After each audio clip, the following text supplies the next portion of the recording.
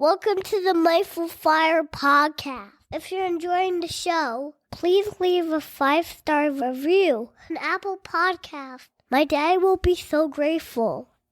See you next time on the Mindful Fire podcast.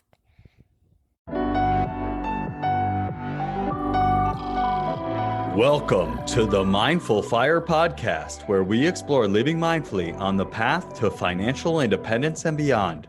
I'm your host, Adam Coelho, and I'm so glad you're here. On today's episode, I'm joined by my friend Martie Adler, a consultant, coach, and end-of-life doula who I met at Wisdom 2.0 conference. Among a conference of thousands of people, Martie and I ended up in a community gathering breakout room on Zoom and really connected on a number of topics, and I knew I had to get her on the podcast. In this conversation, Martie and I dive into a number of topics, including conscious living, envisioning the future we want, and the gift of elderhood. In this conversation, Martie and I dive deep into the idea and practice of envisioning, something that's been really impactful in my life. And we discuss how we can apply envisioning to our life as we think about financial independence and retiring early. Because she's worked with a lot of people who get to the point of their life where they don't need to work anymore and then don't know what they want to do with their life. And so she shares why it's so important that we envision what we want our life to look like all the time as an ongoing practice, and how the language that we use when we think about what we are creating and as we interact with other people in the world, how that really shapes our environment. And I share a number of stories in this episode around how I've envisioned both positive and negative things in my life and the impact that that's had. And lately, I've been feeling really called to dive deeper into this idea of envisioning and to create a workshop to empower listeners of the Mindful Fire podcast to get clear on what their vision is for their future. And so if after listening to this episode, you feel that you want to dive deeper into this practice, or you'd like to attend a workshop on this practice of envisioning, please let me know. I want to understand what would be most useful for you. And you can let me know by reaching out to me at mindfulfirepodcast@gmail.com or reaching out to me on Instagram at the Mindful Fire Podcast. Martie also shares how she's worked with elders in her career, both as they explore what's next for their life and as they approach the end of their lives. And she shares her thoughts on the gift of elderhood and how people who are younger can really learn from their elders and leverage that experience to improve how they live their lives. Martie's also an end-of-life doula, which means that she works with people as they think about and approach the end of their lives. And as she tells us in the episode, none of us are going to get out of here alive. So it's really important that we use death as an advisor on how to live our lives. You can find the full show notes for today's episode, including links, resources, and books that we discussed at mindfulfire.org/37. I really enjoyed this conversation with my friend Martie Adler, and I hope that you enjoyed as well. Let's jump into today's episode.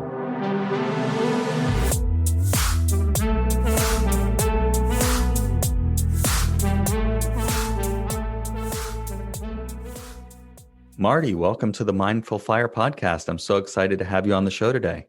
Thank you, Adam. I am as well. For the audience, I just want to share a little context. Martie and I met a couple weeks ago at Wisdom 2.0, a conference all about technology and mindfulness. And as luck would have it, we were in a community session and we were popped into a breakout room together and had a great conversation and made a connection and kept up through the conference and actually debriefed after the conference. And I thought to myself, wow, so much wisdom here.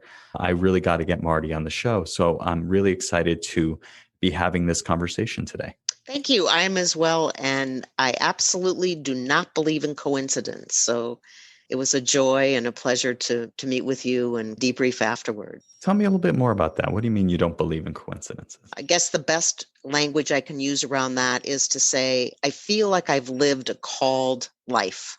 I pay attention. I try to be awake and aware and watch for things that occur. And I say things, it could be people, events, circumstances that keep returning over and over. And in addition to that, I also believe that part of my life path, part of the journey I'm on, part of the wisdom is paying attention to who comes into your life at what point in time. So the fact that we were together, I don't even remember how many thousands of people were at that conference. I think a couple thousand. And the fact Two or that you three and I, thousand. Yeah. yeah. And the fact that you and I ended up in a breakout room together, not a coincidence. Yeah, it was pretty cool. And we only had 5 minutes to connect, really, something like Yeah. that. Maybe it was 10. But yeah, that's pretty cool. Thanks for unpacking that for me. My intention here is to be guided by curiosity. And so thought I'd explore that. Yeah. All right. So I'd love to have you share a little bit about who you are, what your journey has been, and what you're up to these days. Okay. Oh boy, who I am. I would say that from early in my life, I've been curious. I have been awake and aware long before mindfulness was even born, and just asking questions. Why does life work this way? And so I mentioned that, Adam, because that's guided me as I've moved forward. So didn't really know what I wanted to do with my life, knew I needed to work, needed to raise my family. So I did a variety of things until ultimately I ended up in higher education and spent the majority of my career, other than about 5 years in corporate America, in higher education, both as senior level administration and faculty.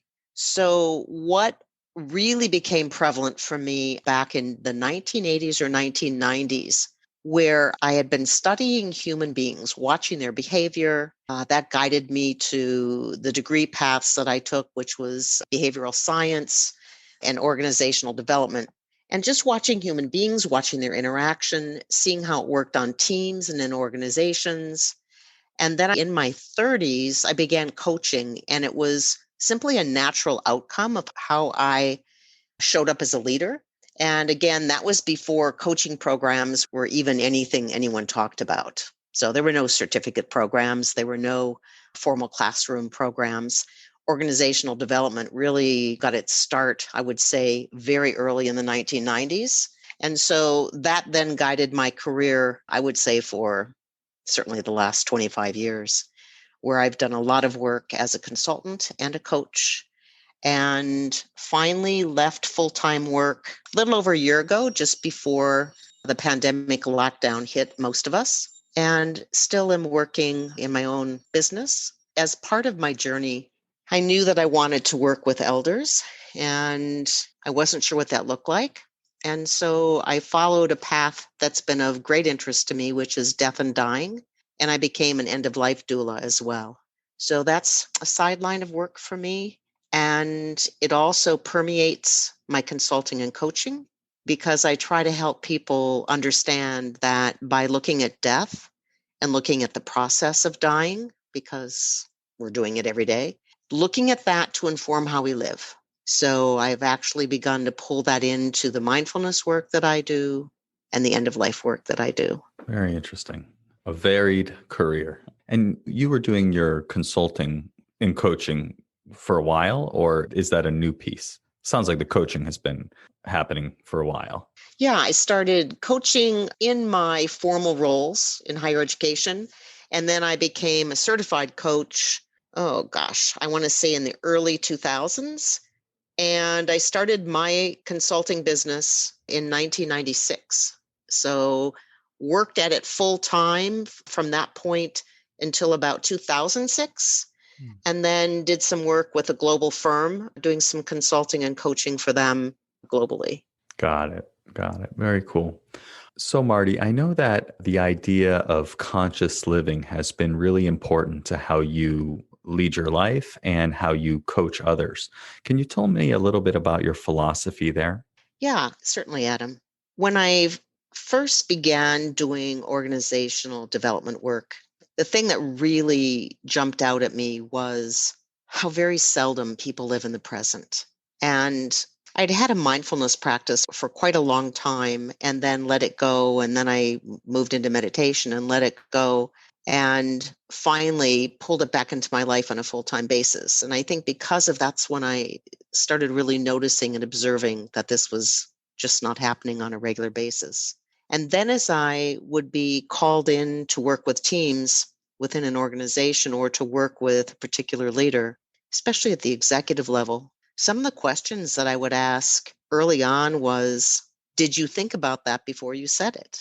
or as I was working with teams, to say to them, what was your intention? And the responses that I was getting back from people were, what do you mean, what was my intention? And so I started recognizing that people do not stop, take that breath, and even think about what they're going to say before they open their mouth and say it. And that all sounds very, well, sure, Martie, we all know this. We can see it on a daily basis. Yet we don't stop and ask ourselves what changes need to be made for us to be conscious in whatever it is we're doing. And so it became very apparent to me that these problems are at the root of almost everything, whether that's a relationship, whether that's with your partner, a child, a coworker, that our lack of being conscious, our lack of being aware of where we're coming from in a conversation, in a thought, was just pulling down relationships. And in an organization, pulling down entire teams. And I can make a side note here. I was fortunate in that my role as an OD consultant and as a coach allows me to somewhat choose the path with which I want to do that work.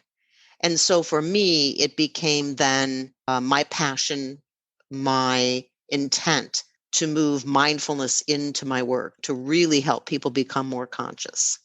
And so that's why I shifted it that way. And then the results that I began seeing from it made it very clear that I was helping people in new ways and ways that resonated for them.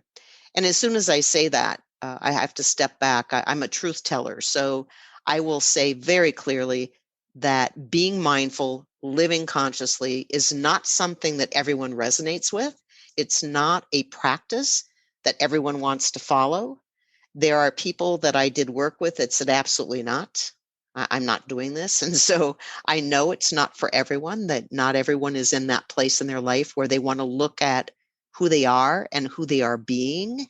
They're not ready.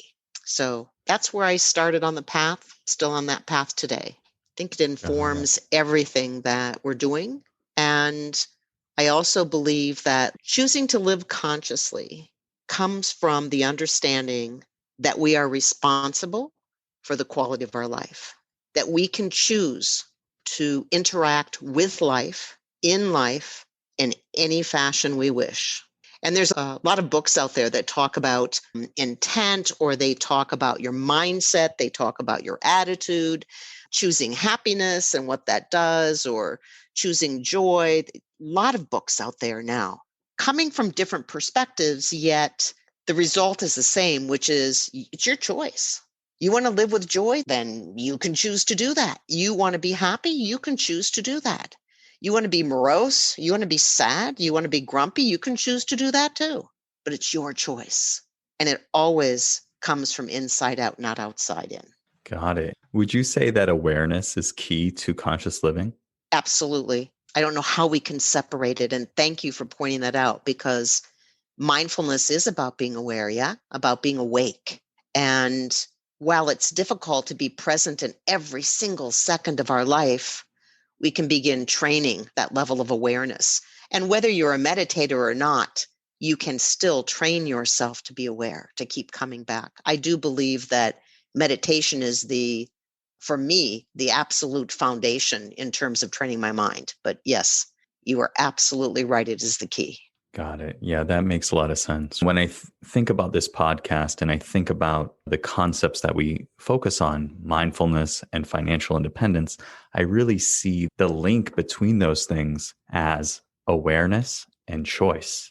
And so it's very interesting to hear those come up so early in the conversation, because I do think that, yeah, you're right. Not only can we choose the way we want to show up, we are choosing, even if we're not aware that we're choosing. If we are choosing to read the news and dive deep into topics that upset us, we're going to be upset. If we focus on taking care of our well-being and getting out in nature and having good relationships with people that we care about, we're going to have a different experience of life. So I think it's interesting that we can bring awareness to the choices that we're making and decide if we need to correct course. There's two responses I'd like to give to that, because I remember early on, this is long before I had a detailed spiritual practice, if you will, long before I learned about meditation.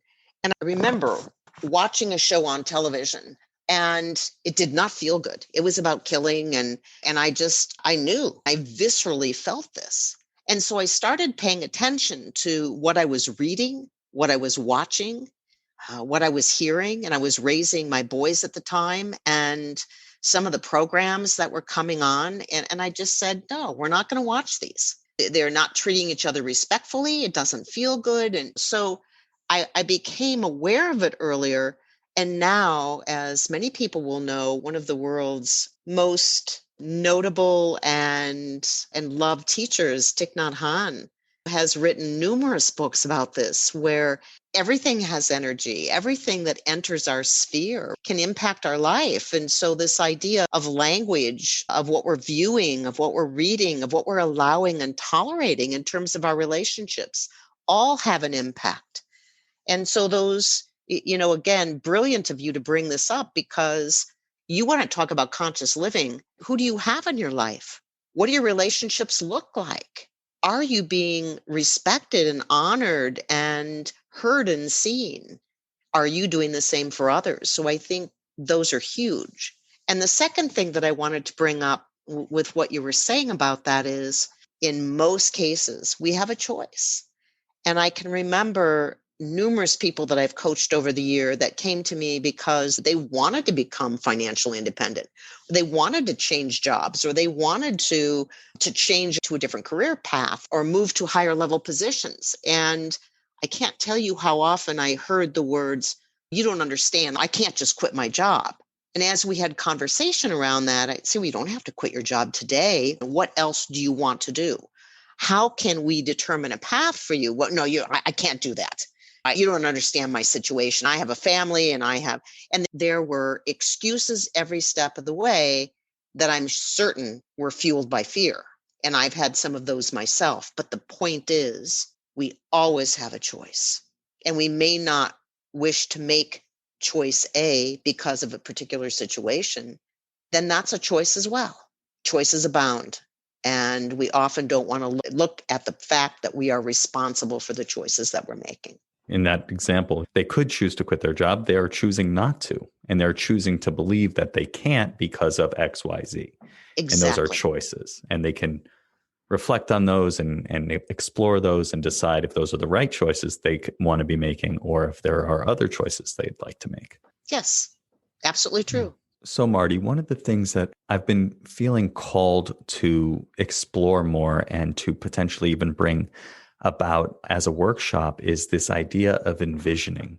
And I'm curious, in the work that you've done with people of all ages, what do you feel is the power of envisioning and getting clear on what it is you want to create with your life or to bring into your life? I think that's maybe one of the more important questions that we can ask ourselves these days, Adam. Something that I've seen with a number of my clients is that they do have a plan and they do begin to envision it, and yet they often don't know until the end of it how narrow it has been, meaning that they haven't stepped back enough to really look at the whole person. They may know that they want to retire by a certain age. They may know that they'd like to have a certain number of dollars in the bank, yet they might not have looked at what was beyond that. For example, I'm actually thinking of someone, an elder that I worked with, and he just kept saying, "Martie, what I really want to do is have the freedom to golf every day." And I said, "That's great. And how do you envision that? What is that going to look like?" And the more we talked about it over time, he began to see that, yes, that excited him. That was something that was important to him in his life. Then we started talking about all the minutes of his days, the days of the week and the weeks of the month. And he said, "Wow, that's not going to do it, is it? I can't just exist in my life by golfing, and that's all I have." And I'm using this example because that's what I begin to see with people that are going through that process of envisioning. And I would encourage anyone who's listening to this, envision the whole person. Ask yourself, and what else? You want to have a certain amount of money? Great. And what else? Do you want to have meaningful relationships? And what else? So if we want to have meaningful relationships, then what are you doing at 30 or 35 or 40 or 45 or 50? What are you doing to bring that into your life? If you want to have a particular lifestyle, maybe you want to have a boat, maybe you want to sell everything and have a tiny home, whatever that is, how are you looking at it now? Because we can't just wait until we achieve that end game in one piece, right? That one piece might be financial. Then what? So I think that's what I really see with some of the people I've worked with. And moreover, people that I have in my life that are also trying to live consciously. We help each other be accountable by saying, great, and what else? Where will you bring in the joy? Where do you bring in the happiness? Where do you bring in the peace about taking care of yourself? And then I'll put in this kind of last piece, Adam, which is as I look at death and dying, and I look at the fact that none of us are going to escape that journey, right? There is no way out but death for every single one of us. And I think the pandemic has brought it to the surface in ways that many people have not faced before. Yet we in America remain the most death phobic culture of all. And looking at the envisioning from the eyes of, okay, so I have a limited time in my journey on this earth. I don't know when that's going to be. Maybe I'll make it to 40 or 50 or 60 or 70. Maybe I won't. But in the meantime, how am I going to live my life with full consciousness about what I'm doing, what I'm envisioning, and who I'm being? And I've used that language before. Who are we when we're in relationship with someone? Who do we want to be? So all of those things, I think, fit into the envisioning that you're talking about. And I think a workshop would be an outstanding idea. There are many people, myself included, that are still envisioning our lives. Doesn't have to stop when you're young, believe me. Yeah. You mentioned looking at the whole person. And practically, would you recommend someone who's thinking about what they want to create or bring into their life that they envision in these various aspects of their life, their relationships, their well-being, their health, their money, their work? Would you suggest envisioning those particular aspects to in a specific but also open way? Yes, absolutely.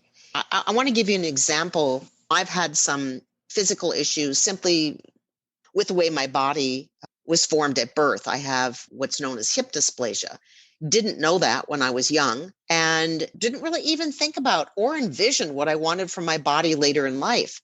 And I'm finding this, especially with some of the younger people that I'm coaching, and they're in their 20s and their 30s and they're doing some of these things. And I'm saying, how does your body feel about it? And they look at me like, what do you mean? How does my body feel about it? And I'm bringing this up because I had an incident where I had some issues with my spine due to the hip dysplasia. And the doctor that I was seeing said, okay, you need to stop doing this particular type of exercise, maybe for the rest of your life. And I was bemoaning that fact with a friend of mine who I think the correct term is an extreme bicyclist. He went all over the world with this absolutely lightweight bike and rode for days and weeks and months at a time. And he said to me, every time I buy a bike, Martie, I have to start from the beginning. And I have to allow my body to get used to this particular bicycle and then work my way up to what it is I want to do with it. And he said, you've got to look at your life as a long game. How do you want to be physical when you're 40 or 50 or 60 or 70? Not today when you're upset by the news you got. How do you want to move when you're 70? And that advice has really driven the rest of my life. I'm now looking at it and saying, whoa, I want to be active. I want to be able to have good health. I don't want to be on drugs and these medicines for blood pressure or whatever else. And now that I'm thinking about it, this would be a great aspect in a workshop. I would encourage people as young as we can get to them, any age group, start envisioning what you want for your body now. Change your diet now if it's not bringing you the results you want. Change your exercise pattern now. Listen when your body says, this hurts and I don't like it. So maybe that's a very long answer to your question, but as you can tell, I hope from the passion in my voice, yes, the whole person is important. Yeah. Yeah. Yeah. That's really helpful. I find it challenging to summon the willpower to eat healthy and exercise as much as I probably should. But if I think about what I want my life to look like 5 years, 10 years, 20 years down the road, I'm going to need to put in some work to make that happen and really live in alignment with the lifestyle that will get me there. And if I'm not thinking about that or not clear about that, it's going to be very hard to get there. And it's going to be a lot bigger lift when I have to undo a lot of the not so healthy habits that I have been doing. Yeah. Or to be in a situation where you can't undo it. Yeah. You have a health issue. Yeah. Or you have a body issue. The spine does something, a leg bone does something, fingers do something, your shoulder does something, whatever it is. Not everything can be recovered. Yeah. And talk a little bit about the language piece. You mentioned earlier that language is important when you're envisioning what you want. Can you talk a little bit more about that? Yes, I'd be happy to talk about that. As a matter of fact, language often holds us back and we don't even know it. It can show us our psychological and emotional states. It can portray certain fears. So, for example, I'm thinking about people that I've coached, and this one is very prevalent, where we'll be in conversation and someone will say, I know I should do this. Oh, I know I need to get better at this. And I'll stop them and say, really, according to whom? Why do you feel you need to get better at this? And so I would say if we all could begin looking at our language, it's another way to become really aware. It's another way to keep ourselves conscious. It's going to get in the way of envisioning. That is, I can guarantee you. Think about language we would use. For example, I'd say, I wish to obtain my first $1 million by the time I'm 36 years old. And then when I'm talking about language, this is also unspoken. And then the thought is, yeah, how's that going to happen? And right now, I can't even see how that could be. And we begin going down that path of self-doubt. It comes up in the language. Also, as you begin watching your language with anything, I'm not just talking about the envisioning, just the self-talk that we do, you're going to start finding out that other things are driving you that you're not even conscious of. It'll come out in your language. Look for the shoulds, look for the can'ts, look for what I would call that dead stop zone. For example, I was in a meditation. The question was, who am I? And we were to sit with this and just meditate on that for a while. I can tell you that the language that came up around that showed me very clearly that I've got some work to do around self-esteem. I don't know that I would have had that awareness if that question hadn't been asked and I hadn't watched the words that came up. My point is just watch, listen, learn, and then determine how you want to see yourself and change the language. Yeah, thank you. I think that this is what mindfulness and meditation are really all about, bringing a non-judgmental or a loving awareness to our experience, to our thoughts. I'll speak for myself, has really allowed me to bring to light that inner critic, that language around, you're doing it wrong, you're not good enough, you're not where you need to be in your career. If only you had this, then you would be worthy. All these things that were driving me, as you said, totally unconsciously for many years. And once I started sitting in meditation and kind of turning down the volume on everything else, I was able to start to see these thought patterns. And another thing that came to mind as we were talking about language and envisioning. The power of envisioning really comes from the fact that our minds are predictive. There's this study from a woman named Regina Pali. She published a study called The Predicting Brain. And basically in it, she wrote that even before events happen, our brain makes a prediction of what is most likely to happen. and sets in motion the thoughts, perceptions, emotions, and even physiological responses for what is expected. And in a sense, we're learning from the past what to predict from the future and then living the future we expect. And the interesting thing, coming back to the idea of language, the language that we're using and the things that we're envisioning, whether they're positive or negative, whether we're conscious of them or not, are creating our reality. And an example of when this came up for me is in 2014, I was doing an entrepreneurial program online trying to build a SaaS company. And I was in this community of people who are all trying to build this SaaS company and leave their jobs. It was all about create the life you love. But I was telling myself that if I'm going to be successful, I need to quit Google. Success is quitting Google. And I was even going as far as to say, if I get promoted at Google again, I have failed. So you can probably imagine that's not the most useful thing. And I didn't realize it until my job was eliminated. And I had 5 months to find a new job or leave the company. That was a very rough time. Around the same time, my project that I was working on through this entrepreneurial program also crashed and burned. And it was one of the lowest points in my life. And upon reflection, I created that reality. I was saying, to be successful, I need to quit my job at Google. And guess what? My job was gone. And the reality is that if I really wanted to quit my job at Google, I could have just quit my job. But ultimately, that wasn't what I was trying to create. So I say all of this just to point out that we're envisioning all the time, whether we're aware or not.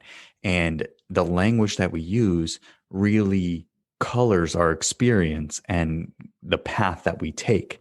And so I think we need to be very careful about that, very conscious about it, at least be aware of the language we're using, as you said.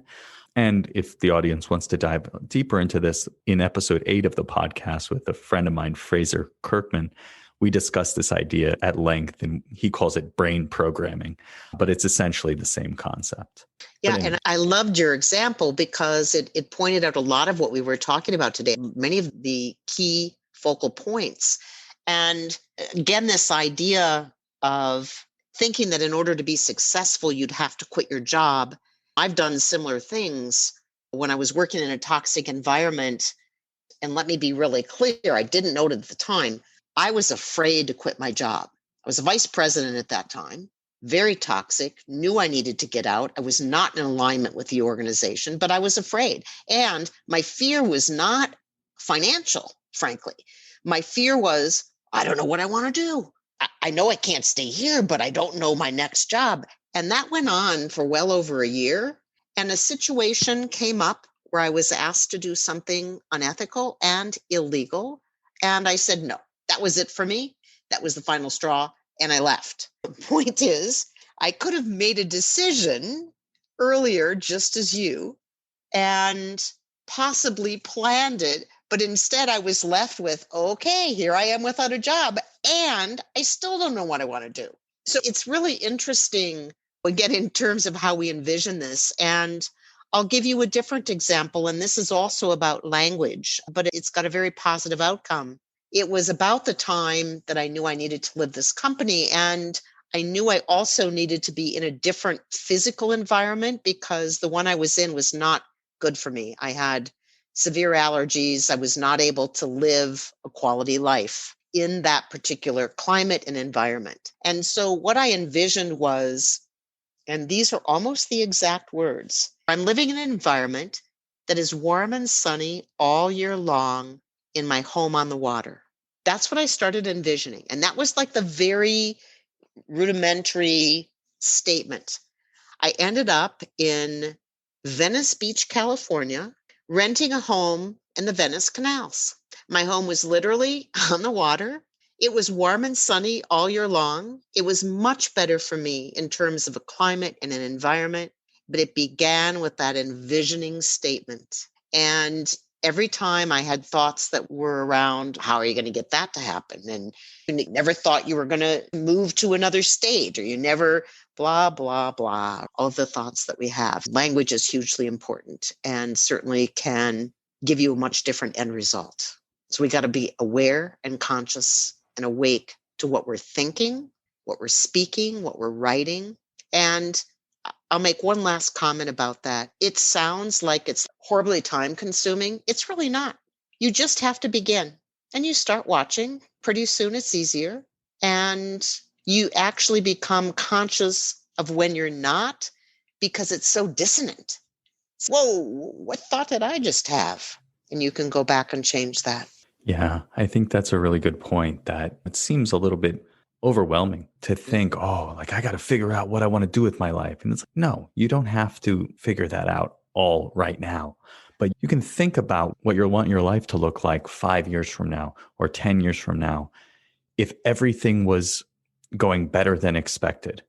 And then you can just start moving in that direction. I'll give a positive example. One of my dreams has always been to design and build my own house. And I would visualize in my mind all the time, like the great room of this house. And I'd be like designing in my mind.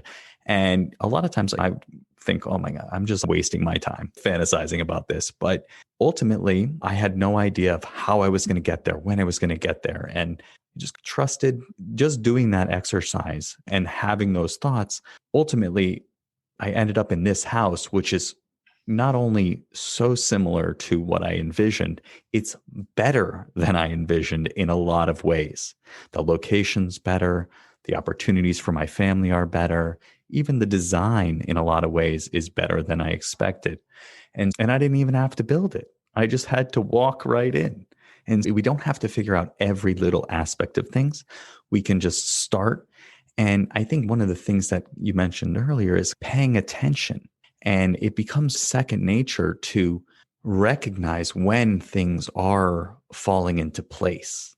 That's really a practice. And I think that really enhances the envisioned future, because like me, like I was sitting in my sunroom, which is so similar to what I envisioned. And I just like, wow, this is amazing. Like I envisioned this room, like I'm in this room.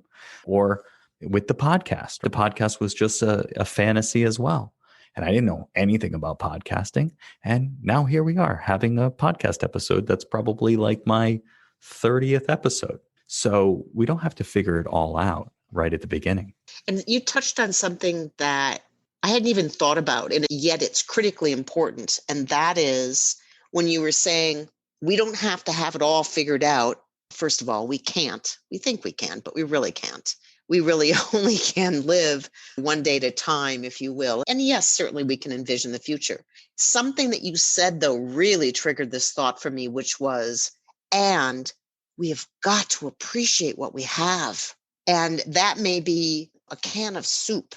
That may be all we can afford in any particular day. It doesn't matter what it is. But the idea of being grateful, of being appreciative for what we have in our life, also begins to change the way we see our life, the way we can begin to envision our life, and completely changes that focus of energy outward. And I'm so thrilled that quantum physics brought into the world the credibility to this whole idea of energy, that everything that's going on is energetic. And so to not forget to be appreciative of what we have, that it may not be exactly what we want yet, how wonderful that we have a piece of it. In your case, that it was even better than what you envisioned. And to be able to say, this is truly amazing. Very important as part of the envisioning process, I think. Absolutely. Absolutely. And I think it gets to something we were talking about before we hit record. It's that appreciating what we have, the more we start to turn our attention to the great things that we already have and to feel grateful for what we have, the more we're able to realize that we can bring what we want from the future into our lives right now. And we may already have a lot of those things. Another example, I'm giving so many examples, and I would love to hear examples from your life as well. But an example in my life is I have this thought of, oh, I need to reach FI and retire so I can teach mindfulness and get paid for teaching mindfulness. But when I turn my attention a little bit and look at what I have, I've been teaching mindfulness at Google and getting paid to do it for the last 4 years. And so as I'm telling myself this story that I don't have what I want and that I need something from the future, I already have it. To your point, that appreciating what we have allows us to move forward and envision our lives from a place of abundance and gratitude rather than of lack and scarcity. And that, I think, is essential. I absolutely agree with you, Adam. And it changes our language, which again, we've already spoken about. But something else that when you were saying that, it really triggered something else for me as well. And this is the human brain. We tend to be black and white. We tend to be this or that. So this idea that you brought up earlier, in order to be successful, I need to quit my job. It's only this to get this, right? And I would suggest, and I guess almost challenge people to say, why? What else? How else might it look? And I'm using this language deliberately. It may not be the best grammar. I'm using it deliberately. How else might it look? You were talking about, for example, oh yeah, I'm going to do this and then I'm going to quit my job and then I'm going to go teach mindfulness and I'll get paid for that. Okay, whatever. Now let's take a look at it a different way. Let's see how else it might look. I'm enjoying my job. It's not what I want to do for the rest of my life. It's good. It's good right now. And I want to learn mindfulness. And I think I want to teach mindfulness. And, oh, maybe I'll teach mindfulness to children. Oh, I might even want to learn how to do this. Oh, I might want to become a teacher. There's all of these things that we can begin to envision. And I'm saying, if we can open ourselves to this and instead of this, not that, not this. So just if you can remember those two words, this and, and if we can keep going that way, what an amazing way to envision and what an amazing way to live. Yeah, it's really all about possibility, opening to the Yes. possibility. Okay, so we've gone deep in envisioning. And as you Right. can probably tell, I'm very passionate about this. More and more, I'm realizing that I should create this workshop. So I'll just say for the audience, as I mentioned, I am very interested in feeling called to create a workshop around envisioning. And so if you're listening to this and you would be interested in diving deeper into this and envisioning your future, I'd love for you to let me know. So you can come to mindfulfire.org and sign up for our email list and let me know. Or you can message me on Instagram at the Mindful Fire Podcast. I'd love to hear what you'd like out of that. So anyways, I would love to talk about elderhood. Do you want to dive into that a little bit? Sure. So I'm not the one that has coined the term elderhood. It certainly has been around. There's a lot of different language used for people as they're aging. I'm sure you've heard the term sage, in some belief sets, crone, others, wise elder, in some cases, elder, just that term alone. And what I started noticing as I was aging, and I'm in my 60s, so I will tell you that it began in my 50s. And I have a young man I'm coaching who's in his 40s who also feels that he's been aged out. And that's what I'm getting to here in just a moment, which is in our culture in this country. It's all I can speak to with any sense of knowledge from my learning. Elders are not appreciated. And please, for anyone who's listening to this, I'm being very general. It is not true in every family units. It is not true for everyone. I'm just speaking generally in our country. There's not much purpose anymore once someone reaches a certain age. And I was rather shocked when this 46-year-old male said, oh, Martie, in my field, in my industry, and he was in a highly technical field. I pretty much aged out at 40. And he said, we have a lot of young people coming in and I'm pretty much being pushed out. And so whether it's being looked at like you are aging out of an industry, aging out of a country, of a culture, it's something that I noticed, especially being in higher education, where there is a large number of young people. Yeah. So I started viewing this and saying, I'm not going to go down without a fight on this one. And the thing that's really concerning to me is that there's a lot of wisdom that I believe elders can give to others. There's what happens as we pass, right? As we age and then we ultimately die, that voice is silenced. So I'd like to, in any way that I can, help by sharing wisdom. Yes, I know that things are moving quickly and changing. And yes, I know that many elders might not even understand how to operate a computer. I'm working with some in their 90s that are just learning how to do this. And I'll just share something that I think is so sweet. A 93-year-old woman that I'm working with, when I called her one day to check on her, she said, Martie, I'm a Zoomer. And I just started laughing. She was so pleased that her grandchild had taught her how to Zoom so that they could be able to see each other face to face. So the point is, yes, I recognize that there are many generational differences, yet that doesn't mean that there's not wisdom to be had from sharing it. I've started my own business. I've started a number of businesses. I've worked in a number of organizations. I've been in the HR arena. I've been in the OD arena. I've been at the executive level in corporate America. And there's a lot of people younger than I that want to start their own businesses or have started their own businesses or want to envision a different future. And if nothing else, I can be an accountability partner. I could say, what on earth are you thinking? Or I could say, wow, that's great. That's 17 ideas now. Which one would you like to begin with? So there's a commitment to honesty, authenticity, and truthfulness that's always been in my life. And I'm no longer afraid to show up that way. Very different when I was in my 20s, 30s, and 40s. Right now, pretty much my attitude as an elder is, really? If you don't like what I'm saying, then I guess we won't continue to have dialogue around that. Don't ask if you don't want an answer. I would not have necessarily have said that in my 30s. So I think the idea of going to those that are our elders and asking for help is really a pretty great thing. Yeah.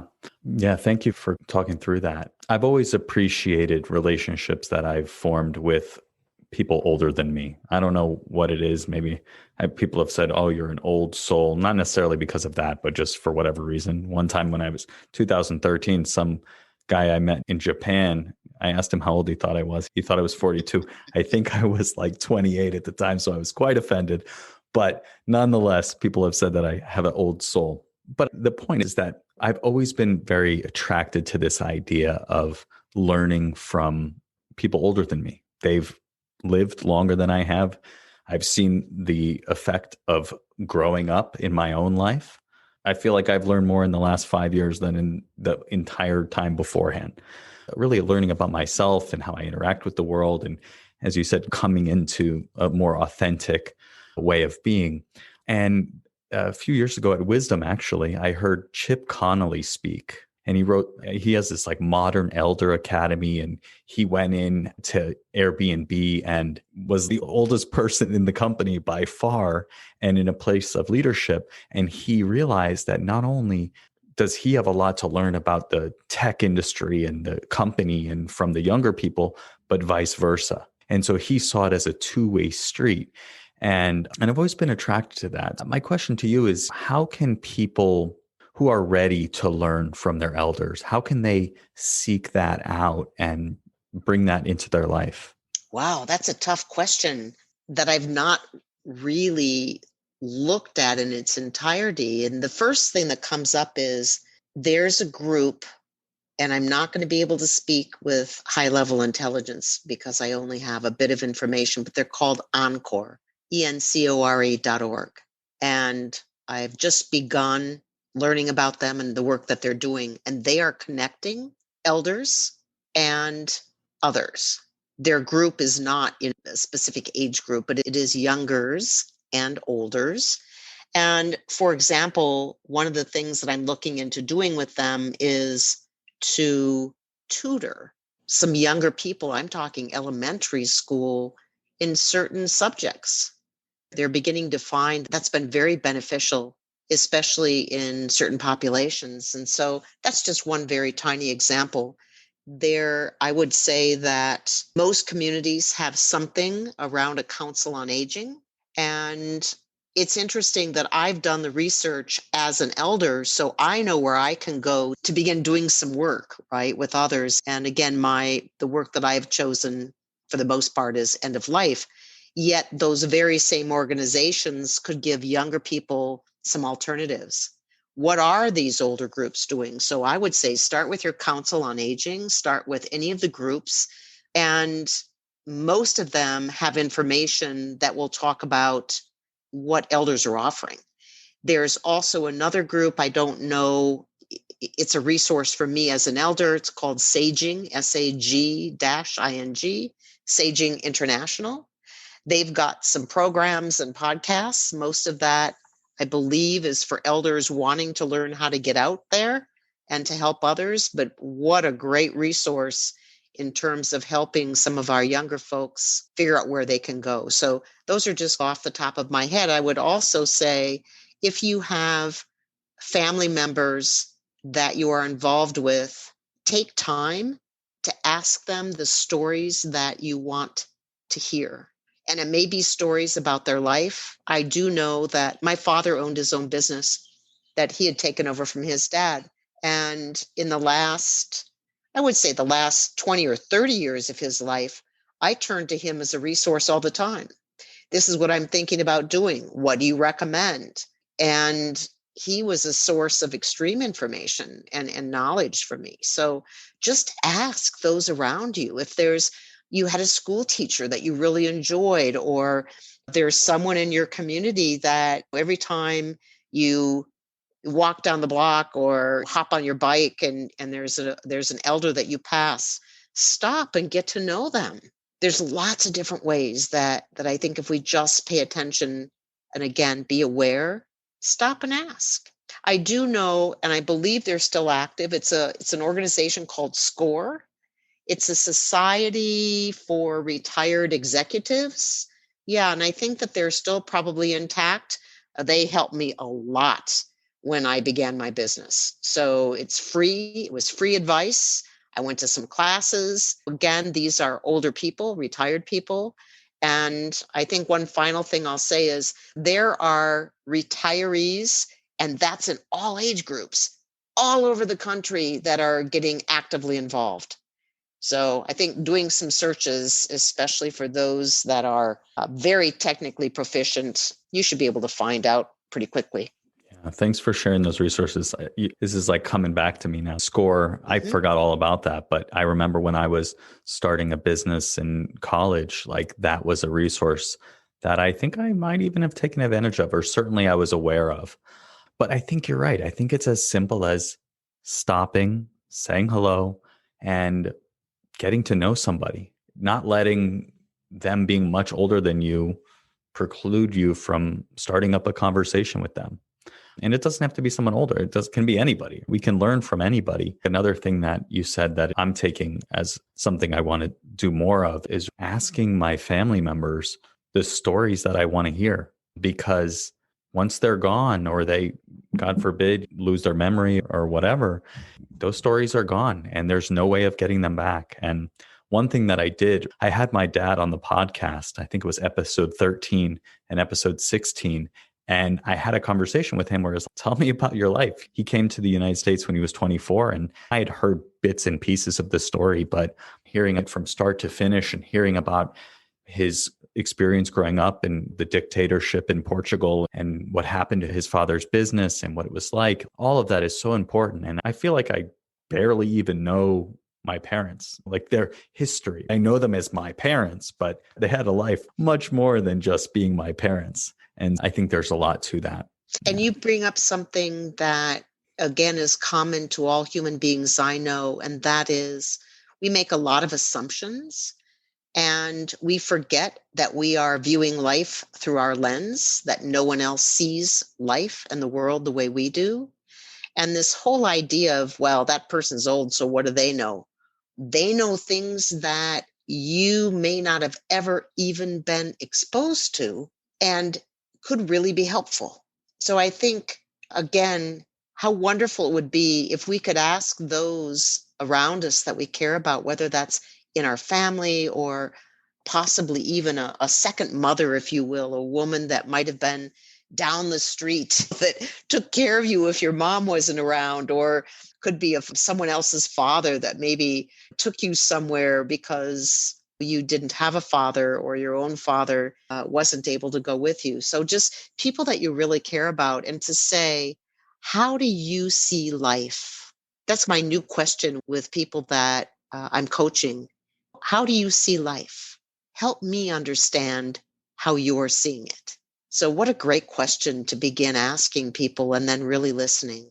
Yeah, really cool topic. I don't know why I've always had this, but it could be that I grew up around older people. My parents have been owning and operating assisted living facilities in Florida since I was like 10. So I really grew up in this environment with older people. Not that I had a ton of conversations, but I did have a handful of conversations. And I did see my dad get very close with several of the residents and really, learn a lot from them. Maybe it's that for me, but I think there's a lot more that I could do there.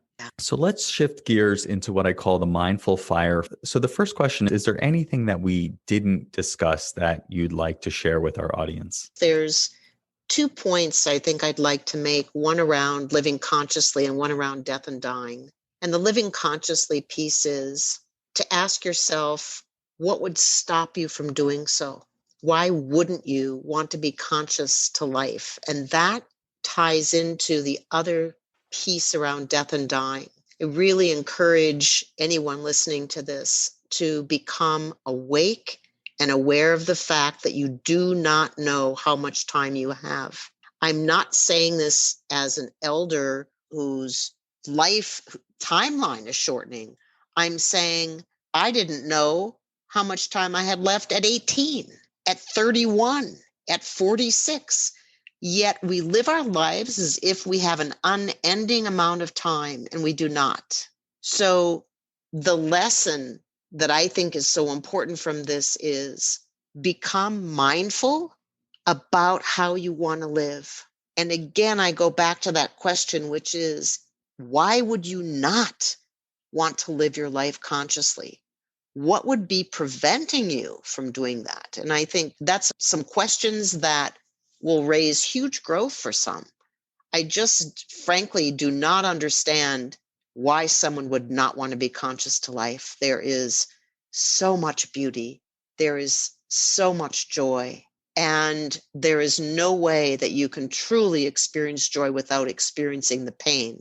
So rather than running away from those things that we find uncomfortable, I would suggest that you lean in and open yourself to that discomfort and begin to figure out in awareness what's going on for you.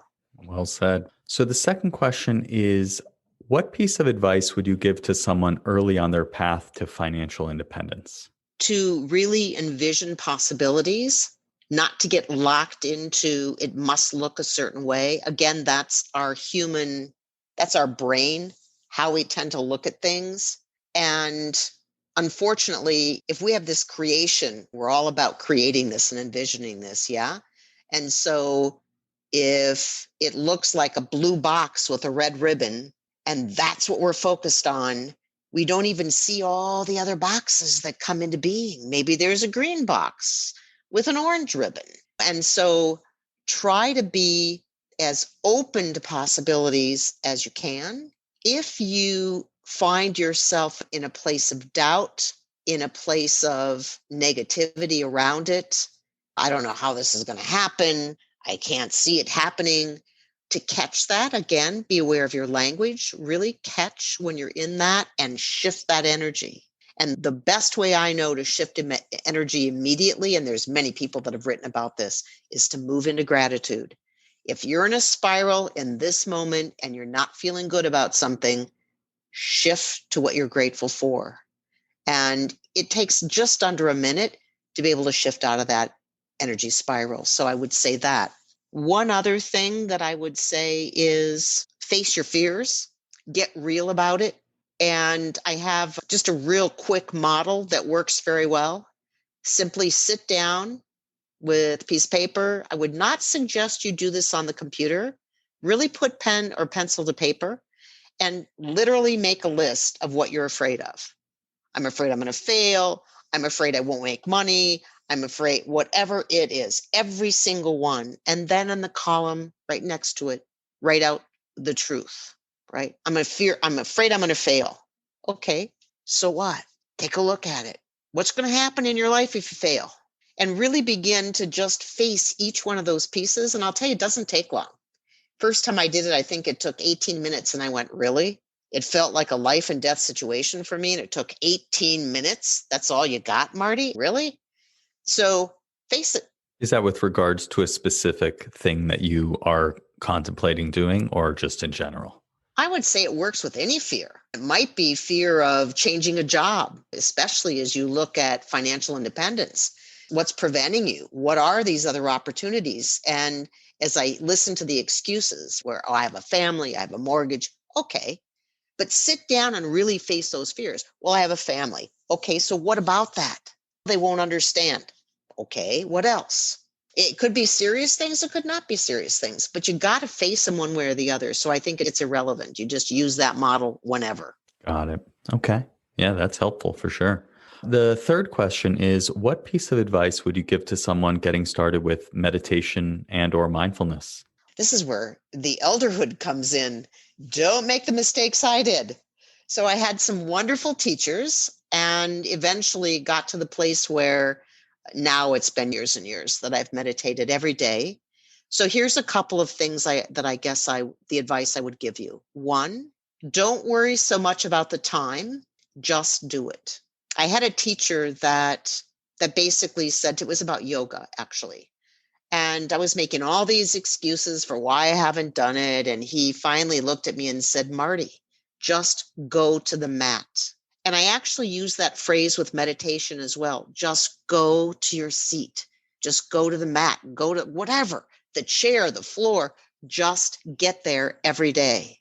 If it's for 5 minutes, it's for 5 minutes, but you've got to begin a practice and a level of commitment. The other advice that I will give is you can't quiet the mind completely until you're dead. You just can't. The mind does what it does.